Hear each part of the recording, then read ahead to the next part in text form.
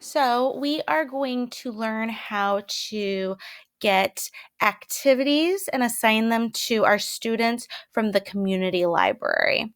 So the first thing we're going to do is click on the green add button, and we're going to click on assign activity. And then on the left-hand side, we're going to click, I'm going to call it a tab that says community. Because my thought is I'm going to kind of start with what is already created before I start creating my own activities for my students.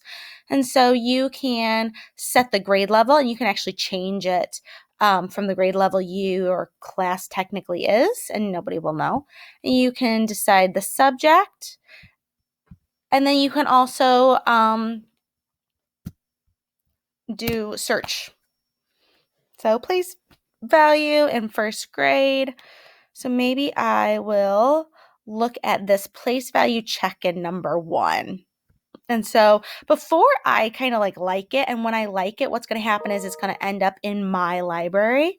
I'm going to click on the activity, and I'm going to kind of look at what does the whole thing. So this is the student's template. Here is the directions. So tap the add response, use the pencil and the T to write your answer. So they can type their answers or they can write them, and then tap the check mark when you're done. And so I can hit the share activity, but if I really do like this, I can heart it, which means like it. And then I can actually copy and edit this. And because here's what I want to do. I want to add voice instructions to my students. So I'm going to hit that button. I'm going to allow them to use my microphone. And then when I'm ready, I'm going to really just read the directions.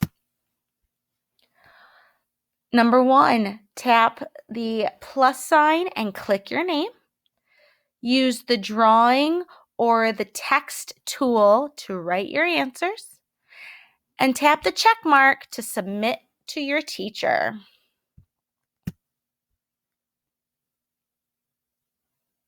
Because I really want my students to hear my voice, and I can listen to whatever I really want to.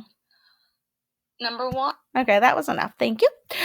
And so obviously I would normally listen to the whole thing. And then I can click more options if I want, and I could include teacher notes. I could edit the skills, but I believe that this is the paid version. Yep. And then we're going to click save.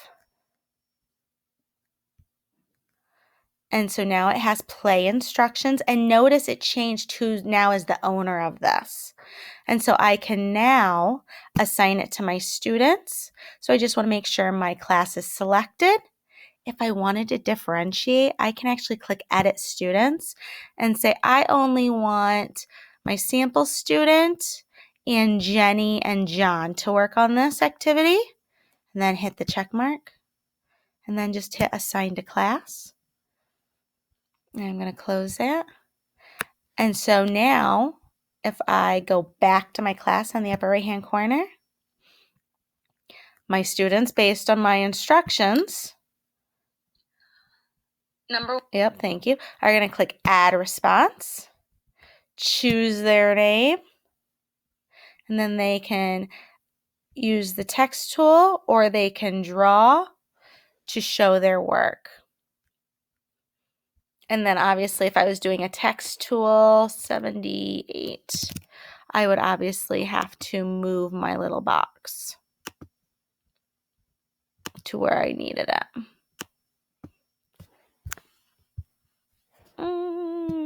Click away and then you can move things. Isn't that amazing? And so I can put that right there. And then when I'm done as a student, I can hit the check to submit it to my teacher. And so Jenny, I just acted like Jenny, submitted her work. And she even could have, if she wanted. I'm just going to act like I am Jenny really quick just to show you. She also could record herself, and it counts them down, which is kind of nice. She also could record herself telling me how she got 78 from in the expanded form if she wanted. So I could even require the students record themselves as they're solving this, or record after they've solved and explain how they got their answers. And then when they're done, they hit pause,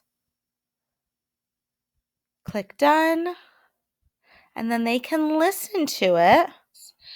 She also could listen to the whole thing. They could re-record if they made a mistake, or hit the check mark to submit. And so once the kids have done it a few times, because they see those visuals, I want to show you one more thing. My apologies. The students can see the directions again and play them, and it's always at the top of their screen. And so the students can edit their responses if they're using the home learning codes and they're on like a Chromebook or a laptop. If they're on a tablet, they usually can't edit. They just have to like submit it again. And so that is how to get activities from the community and kind of edit them to make them your own and assign them to your students.